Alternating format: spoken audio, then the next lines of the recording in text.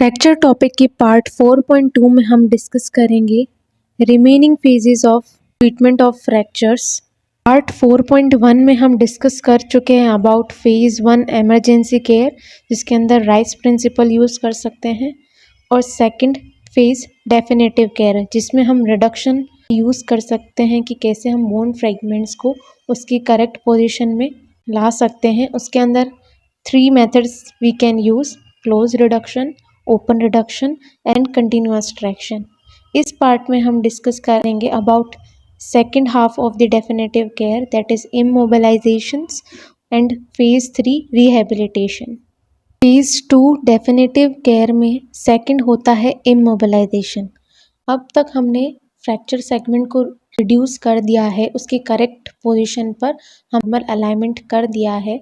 अब उन fracture fragments को हील करने के लिए उस करेक्ट पोजीशन में रखना ज़रूरी है, और फ्रैक्चर फ्रैगमेंट्स को करेक्ट पोजीशन में होल्ड करने का प्रोसीजर ही इमोबिलाइजेशन कहलाता है। इमोबिलाइजेशन 2 वेज से किया जा सकता है, बाहर की तरफ से भी किया जा सकता है, दैट इज़ एक्सटर्नल इमोबिलाइजेशन, जिसमें हम प्लास्टर्स यूज़ कर सकते हैं, और इंटरनल भी किया जा सकता है by using of internal fixation, means implants use कर सकते हैं सच एज रोड्स, प्लेट्स और स्क्रूज, ताकि फ्रैक्चर फ्रैगमेंट्स को उसकी करेक्ट पोजीशन पर होल्ड करके रख सके, मेंटेन करके रख सके। अब हम बात करेंगे इंडिकेशंस कि किन किन कंडीशन में इमोबिलाइजेशन की ज़रूरत हो सकती है। हर फ्रैक्चर में इमोबिलाइजेशन की रिक्वायरमेंट नहीं होती है। इमोबिलाइजेशन की ज़रूरत क्यों पड़ सकती है? बिकॉज टू प्रिवेंट डिस्प्लेसमेंट, कोई डिस्प्लेसमेंट ना हो फ्रैक्चर फ्रैगमेंट्स के बीच में, तब किस मूवमेंट को प्रिवेंट करने के लिए, क्योंकि मूवमेंट होने के कारण उनका यूनियन इंटरफेयर हो सकता है, और पेन रिलीफ के लिए, and it is the most important reasons behind immobilising any fracture fragments. जब फ्रैक्चर फ्रैगमेंट्स पेनलेस हो जाते हैं और स्टेबल हो जाते हैं, देन गार्डेड मोबिलाइजेशन हम स्टार्ट कर सकते हैं। इमोबिलाइजेशन को 2 मेथड्स में कर सकते हैं, एक होता है नॉन ऑपरेटिव मेथड्स और एक होता है operative methods. Non operative methods में 5 मेथड्स आ सकते हैं। First is strapping, second is sling, third cast immobilisation, fourth functional bracing and fifth splints and tractions. First हम बात करेंगे स्ट्रैपिंग की। स्ट्रैपिंग एक टेक्निक होती है जिसके अंदर फ्रैक्चर्ड बोन को सपोर्ट और होल्ड करते हैं उसकी जगह पर। ये जनरली स्मॉल फ्रैक्चर्स के लिए यूज़ किया जाता है, like fractures of fingers and toes. इसके अंदर फ्रैक्चर्ड पार्ट को एडजेसेंट पार्ट से स्ट्रैप्ड कर दिया जाता है by using adhesive tapes. Example phalanges fracture. Second technique है स्लिंग्स। स्लिंग्स बेसिकली एक सपोर्ट डिवाइस होते हैं जो कि इंजर्ड पार्ट को उसकी प्लेस पर होल्ड करने के लिए यूज़ किए जाते हैं। ये बेसिकली उन फ्रैक्चर्स में यूज़ किया जाता है जहाँ पर स्लाइड सपोर्ट इनफ होता है फ्रैक्चर फ्रैगमेंट्स को इमोबिलाइज करने के लिए। बेसिकली पेन रिलीफ के लिए यूज़ करते हैं, और वहाँ यूज़ करते हैं जहाँ स्ट्रिक्ट इमोबिलाइजेशन की इतनी ज़रूरत नहीं है, slide immobilisation is enough. Example है triangular sling used for a fracture of a clavicle. Third method है कास्ट इमोबिलाइजेशन। ये सबसे कॉमन मेथड है इमोबिलाइजेशन का। कास्ट एक हार्ड प्रोटेक्टिव कवरिंग होती है जो कि प्लास्टर और फाइबर ग्लास मटेरियल से बनी होती है, जनरली ब्रोकन बोन और इंजर्ड एरिया को इमोबिलाइज करने के लिए हेल्पफुल होती है। तो plaster of Paris POP cast have been in use for a long period of time. Nowadays fibre glass casting tapes popular हो रही है, उसका ज़्यादा यूज़ किया जा रहा है। Fibre glass casting tapes now replacing POP cast. इसका मेन रीज़न है फाइबर ग्लास कास्ट जो है फाइबर ग्लास मटेरियल से बने होते हैं, जो कि जनरली कलरफुल ऑप्शंस में प्रेजेंट होते हैं। Fibre glass casting rapidly replace कर रही है पीओपी को, बिकॉज ये एज कंपेरेटिव टू पीओपी बहुत लाइटर होते हैं, मोर ड्यूरेबल होते हैं, बेटर वेंटिलेशन प्रोवाइड करते हैं स्किन को, कोई भी कॉम्प्लिकेशन की रिस्क को कम करते हैं सच एज स्किन इरिटेशन और इन्फेक्शन, वाटरप्रूफ होते हैं, so patient can engage in activities like bathing and swimming as well. और ये रेडियोलिसेंट कास्ट होते हैं, मीन्स ऐसे टाइप के कास्ट होते हैं जो एक्स रेज को पास करने के लिए अलाउ करते हैं, तो डॉक्टर के लिए ईजी हो जाता है see any kind of injury underneath the cast without removing the cast. तो ये है different type of cast. First है पीओपी और सेकंड है फाइबर ग्लास कास्ट, जो कि डिफरेंट कलर ऑप्शंस में प्रेजेंट होता है। पीओपी पर एक सेपरेट वीडियो अपलोड कर दिया गया है। उस वीडियो में हमने बात किया है कि पीओपी होता क्या है, उसको अप्लाई कैसे कर सकते हैं, प्लास्टर कास्ट के डिफरेंट नेम्स के बारे में डिस्कस किया for different types of fractures, किन फॉर्म्स में अप्लाई कर सकते हैं, प्लास्टर के बाद क्या करना चाहिए और क्या क्या कॉम्प्लिकेशंस जनरली देखने को मिलती है। तो you can check it out that video as well, link is in the description box. Next method है non operative methods for immobilisation में फंक्शनल ब्रेसिंग।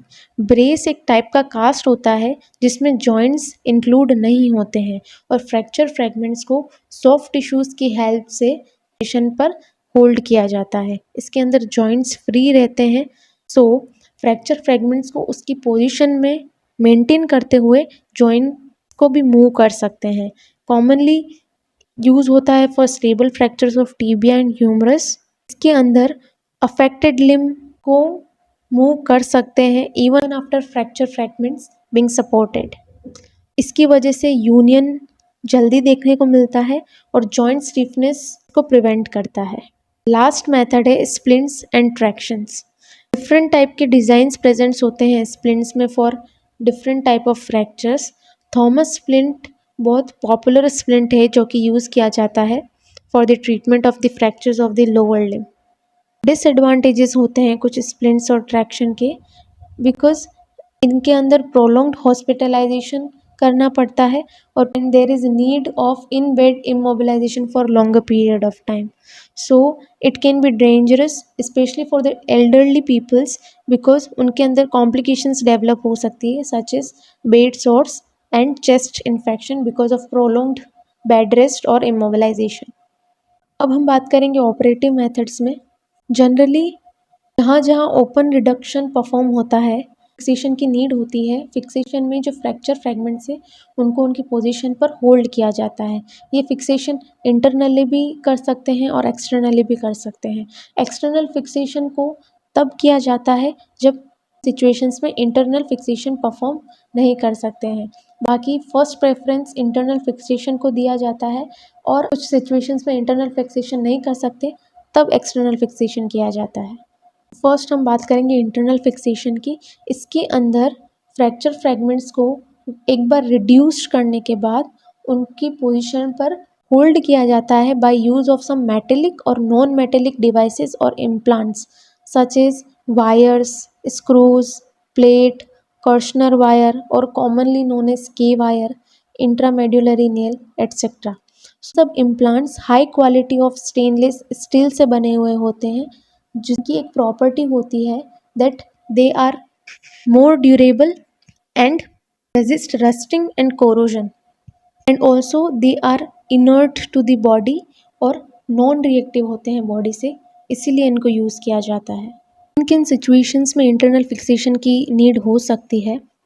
फर्स्ट है फ्रैक्चर इतना अनस्टेबल है कि it is very difficult to maintain it by non operative means. So ये सबसे most frequent indication होता है इंटरनल फिक्सेशन का।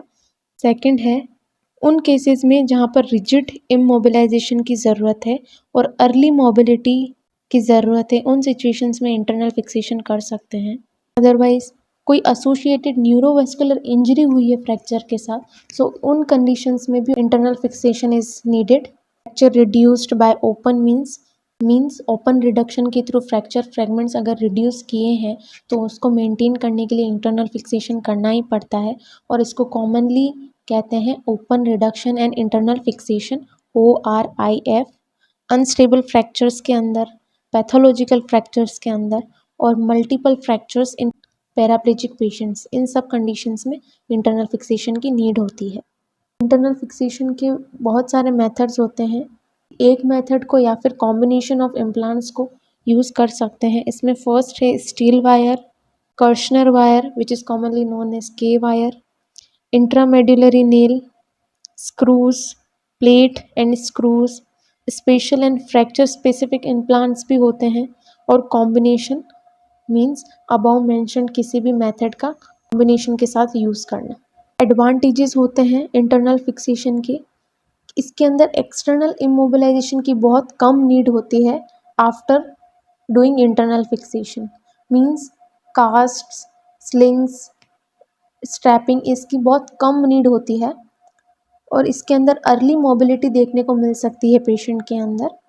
जॉइंट्स स्टिफ नहीं होते हैं क्योंकि इसके अंदर प्रोलोंग्ड इमोबिलाइजेशन की कोई नीड नहीं होती है। मसल फंक्शंस जो है वो मेंटेन रहता है और गुड रहता है। प्रोलोंग्ड बेड की जो कॉम्प्लिकेशंस होती है सच एज प्रेशर सोर्स और चेस्ट इन्फेक्शन, वो देखने को नहीं मिलता है क्योंकि इसके अंदर इमोबिलाइजेशन की कोई नीड नहीं होती है।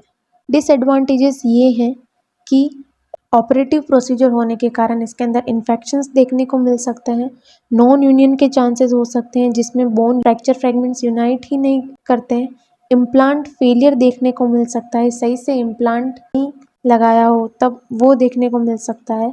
और इंटरनल फिक्सेशन को परफॉर्म करने के लिए कुछ क्राइटेरियाज की ज़रूरत होती है such as a trained orthopaedic surgeon, free availability of implants and good operation theatre. इनमें से किसी एक भी कंडीशंस के ना होने के कारण इंटरनल फिक्सेशन के रिजल्ट्स जो हैं वो पुअर होंगे, और पुअर होने के साथ साथ बहुत डिजास्टरस भी हो सकते हैं। ऑपरेटिव मेथड्स में सेकंड मेथड है एक्सटर्नल फिक्सेशन।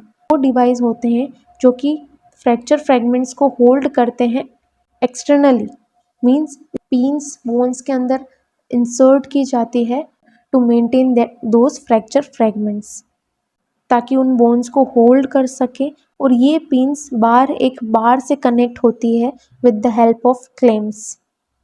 और ये जनरली उन कंडीशंस में यूज़ किया जाता है जहाँ पर ओपन फ्रैक्चर्स हैं और इंटरनल फिक्सेशन परफॉर्म नहीं किया जाता because of the risk of infection, तो उन केसेस में एक्सटर्नल फिक्सेशन का यूज़ किया जाता है।